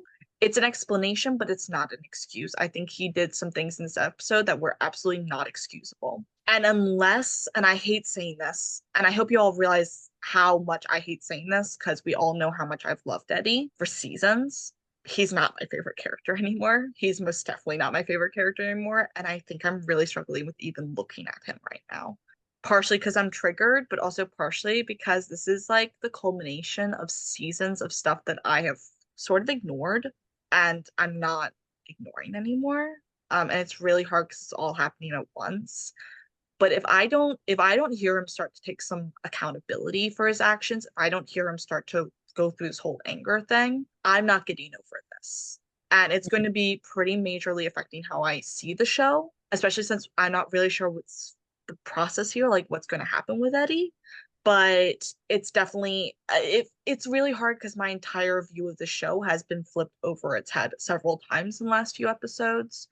And I was not expecting to have to deal with this. So all that is to say is this was a pretty monumental episode for several reasons for me, but not necessarily in good ways. And I'm trying to like structure this as generously as I can, but also being like kind of true to how I'm feeling. It's a difficult episode. Mm-hmm. But I needed more to be done, and I don't think more is going to be done. So I will leave it mostly with that. I think I pretty much said my piece, but I'm not pleased with a lot of things right now. But I'm not necessarily saying I hated the episode either, because there were a lot of things I liked.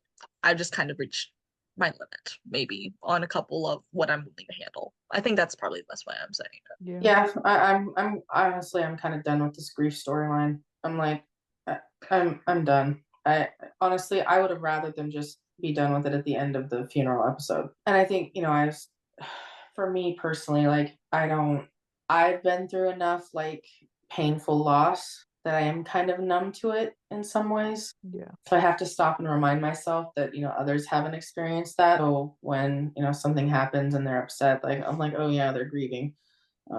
Let's work through that. And it's not just when people die either. It's, when you have a severe, like we were talking about stroke victims, and sometimes they lose the ability to use an arm or a leg, and they have to go through that grief process of losing their ability to be more independent. And so, Eddie definitely was not the Eddie that I'm used to. And I know the next episode, Ryan is on set with turnouts on. So I'm imagining he's probably, because like if this is the continuation right after this current episode, like the end of the scene that we just had, and that's what they were filming when he was on set, more than likely he just like stepped up as a quote unquote volunteer to be an extra person, because he wouldn't have gotten his job back from the LAFD that quickly. And so I hope that they do address his attitude and stuff later on, but I know these show writers they're not, which is sad. And yeah, for sure, because I'm sure there's other things coming that people are going to be triggered by too, and I think stuff that needs to be talked about. It's difficult, because in one sense, like, people, like, if they don't continue the grief stuff, people are gonna be mad, and it's like with all the storylines they're doing, we're not gonna win either way, so it's just like Right. tough. And it's hard. I just really want them to have a direction that they're going. Yeah. It was just I don't even know. Out of curiosity, do we know if the script was done before the announcement of the season 9 renewal? I'm honestly not sure. They were filming super last minute though, so maybe they had to Yeah, change things because of the renewal. I feel like I don't know about that just because I know things did get delayed with filming because they had to push back when they couldn't film when the fires were happening, and I know that's why they are filming into May. They had just wrapped last week with the whole season. So yeah, things are like really delayed. So I know there's that, but I'm honestly not even sure in a sense when all this, because obviously like they do write these things for the most part like in advance Yeah. um and I'm just stuff. curious. Yeah, I know. I've thought about a lot of things recently. Like I did see an interview of Oliver earlier today where he basically said when it came to like finding out that Bobby was going to be killed off, that basically they found out 2 weeks before they filmed that episode and stuff. Yeah. And just with the show in general, not only are we like grieving the loss of Bobby, but we're also grieving the loss of like losing Peter on the show. So Right. it's difficult in that sense as well. We're also grieving losing the 118 as we know it because Yeah, it's not going to be the same, even Right. if we love everyone there, you know? yeah, it is. It's just every time, and I hate this, but like every time somebody is out of the 118, whatever you want to call it, it's always so messy. And I honestly, I don't know if it's just because they don't know how to write, because they're just, yeah, there were things I liked about this episode, but some of the writing was messy, and I didn't want to attribute it to anybody, but the writing of this episode was just so messy. I'm just like, what the heck? Yeah. I don't I even feel know. I feel like this episode could have used to be a couple. I think maybe that's my feeling is like they could have explored a couple of things that were in this episode a little further and maybe did a Mm-hmm. little bit more showing instead of telling. Because Yeah. that was a major issue, like as you guys were bringing up, especially, we just kept getting told stuff. Yeah. And well, I feel like maybe that was a deliberate choice to some degree. I would have, of course, we're always down for the showing, right? So I know we were just working with the limited, hey, we only have 2 episodes after the funeral to work with. But I don't know, I'm not against the grief storyline being taken into season 9. They should, in my opinion, because they lost Oh, someone I so agree important. They completely. Yeah. need to keep doing that. But also, I really hope to some degree they're not trying to wrap it all up in the next episode because it's just going to be sloppily done. And I maybe that's a little bit of what happened here as well. I don't know. There were just several elements that just felt a little odd about That's it. yeah, that's a good term, sloppy, because I feel maybe that's how I feel about the episode. It just seemed very short scenes, truncated bullet points, and getting a lot of like telling and not showing. And had some of these scenes been a little longer, then we could have moved some of these scenes to the next episode. I don't know. Yeah, I'm very confused in my thoughts right now. Yeah. So I feel like confused is a really good emotion to yeah, describe like our feelings on I this. yeah. Yeah. I'm Um, like, that's I feel like the season ending and then either rewatching or just thinking about what we've gotten, I feel like that will maybe alleviate some confusion. Or at least that's how I'm looking at it. I hope so. Because yeah, this episode just led me to just be confused. yeah. so do we have any fan thoughts? Maybe we could talk about anyone that mentioned anything. And I don't really Sure. have very many. There's like okay. a lot of people were like, it reminds me of like the OG, like an OG 911 episode, which, yeah, there were those elements. Like, I do think it is cool how they have been bringing in the past 2 seasons. They've been bringing up like things that feel like the very first few seasons of 911, and obviously bring in characters from like I would say like the OG 911, because obviously we had Lorna who was in like the season 3 Christmas episode. We Mhm. had Father Brian who was in obviously like season 1, and then earlier in season 8, and obviously now and stuff. And then obviously we have the kid Graham that was in earlier this season as well Mhm. and The stuff. callbacks are so The interesting. callbacks are interesting. I do like the fact of like them bringing up people from the past and bringing them Yeah. in again. That would We be a even theme I would like to see reoccur, just random yeah. call people like showing up. Like I think it'd be interesting even too if it was from maybe like some of the major emergencies or even if it was like from the full moon episode. Yeah. Like those kind of episodes. I think that would be an interesting take. But as always, I feel like we don't say this enough, but yeah, please leave us your fan thoughts because we always Mhm. love reading them and talking about them. I feel like I'm always circulating online to see what people are saying, and sometimes I'm just like, that's an interesting take. We like talking about it either way. Yeah, Yeah, for sure. for sure. Yeah. And sometimes that piques us or reminds us of things we were meant to talk about or wanted to talk about too. Absolutely. So my friend texted me maybe a couple of days. Well, no, it was before I went on my trip. So earlier last week, it might have even been before the episode aired. And she's like, Billy Burke as the next captain of the 118. And I said, what? That's random. And I was That's why he left I do Fire have Country. thoughts about this, So, but it was yes, another so take.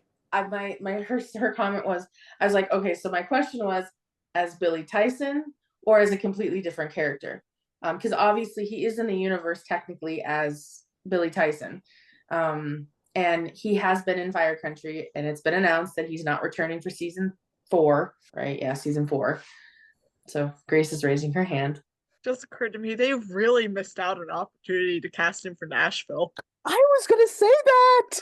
Oh my God, I had been thinking about this last week. I don't remember at what point last week, but that was gonna be my thought. I was gonna say, yeah. I was like, why couldn't they cast him in Nashville? I think that would have been so interesting. Oh, he would have fit Have perfectly.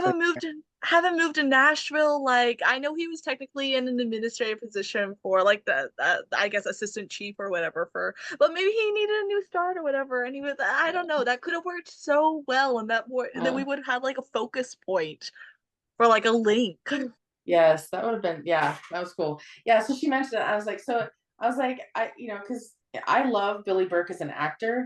He's had some interesting roles, and it's funny, like we talk about it now, but us Twilight fans are like, yeah, now we're like Charlie fans than we were like back in, and I was always a Charlie fan, even when I was, first into Twilight. But yeah, it was just kind of a comment she made to me, and I was like, yeah, I wanted to bring it up, see what everybody else thought. But yeah, it could definitely have some interesting loops if they tried to do that and hired it, because I mean, we could say that he's Vince Leone in 911, and then that would connect 911 and Fire Country some way. Yeah, That would be interesting. Yeah, they've been more connected than anything else. And during the funeral procession, there were wildland firefighters walking in the procession. I'm just saying, or we could do, how there's that thing about like the twin AU, like for fanfiction about like Tommy and Rocker. Yeah, we could have Billy have a twin. We could.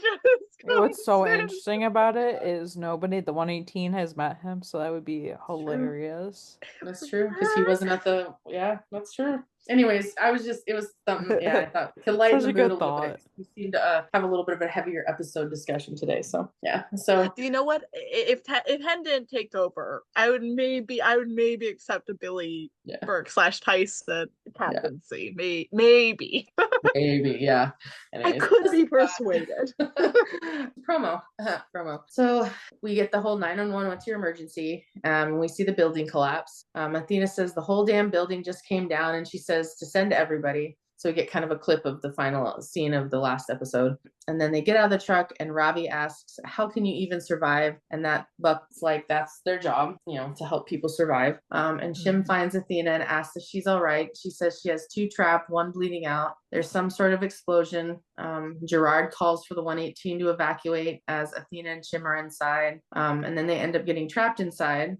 their way out is blocked, and then Buck and Ravi are also trapped with a civilian too, which makes sense because I saw the like Oliver on set, and he's like covered in dust, so he definitely is trapped inside. Oh, I know. People were like, "What happened?" I was like, yeah, he was so dirty. Even Oliver was posting pictures, and I was like, yeah, he's like definitely stuck in that building collapse somehow. It's gonna be interesting. It'll be the season finale. I'm glad it's a season finale and not a series finale. And that's why I was asking earlier if we knew about the when the script was written, because I'm wondering if this script might have changed a little with the renewal instead of a cancellation type news.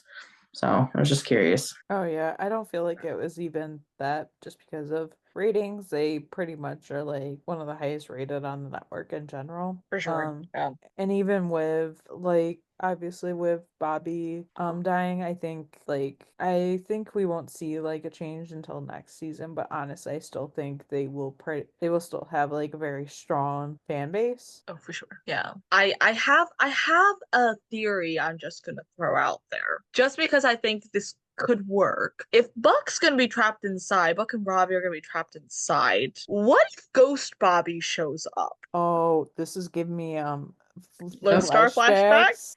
from the crossover when Owen was having the flashback of Tim. And honestly, I'm here for it. Like I said a couple episodes ago, I want to see Ghost Bobby for as long as we can. Like, I don't care if we are far down the line. I want Ghost Bobby to keep showing up. Yeah, well, actually, Lone Star had a fair amount of instances like this. Again, like with Tommy and Charles. Oh, yeah.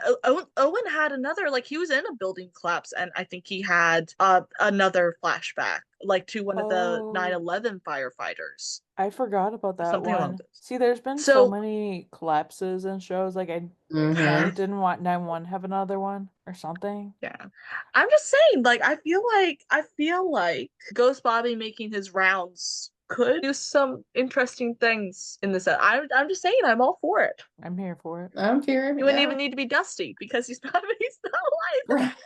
Yeah, right. No, that's a good one. I like that. I'm down for it. I'm going to laugh if I wind up being right, but I doubt I will be. But if I turn out being right, I just like us to all sound prophetic genius. Love it.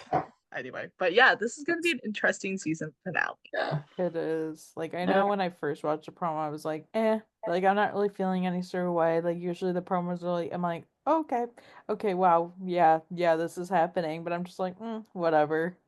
I don't know. It just hasn't hit, I guess. I know. There's a part of me that, I mean, I think, were we on recording when we said this? But I'm like, honestly, it feels like this season has gone on for seasons because there's so much that's happened.